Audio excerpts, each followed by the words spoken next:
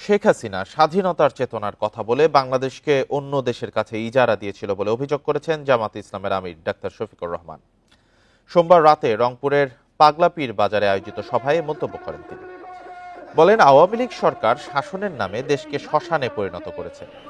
যারা একসময় সংখ্যালঘুদের জায়গা জমি ছিনিয়ে নিয়েছিল তারাই এখন সংখ্যালঘু অত্যাচারের অপপ্রচার চালাচ্ছে বলে দাবি তার। আওয়ামী লীগ ছাড়াও মঈনুদ্দিন, ফখরুদ্দিন সরকার জামাত নেতাকর্মীদের নির্যাতন করেছে বলে অভিযোগ করেন দলটির আমির।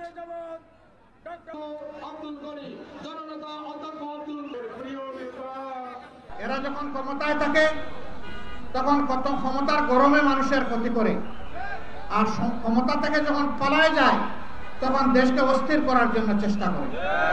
প্রতি মুহূর্তে তারা ষড়যন্ত্র করার চেষ্টা করে। 15.5 বছর শাসন করে নাই, 15.5 বছর বাংলাদেশকে শ্মশানে পরিণত করে।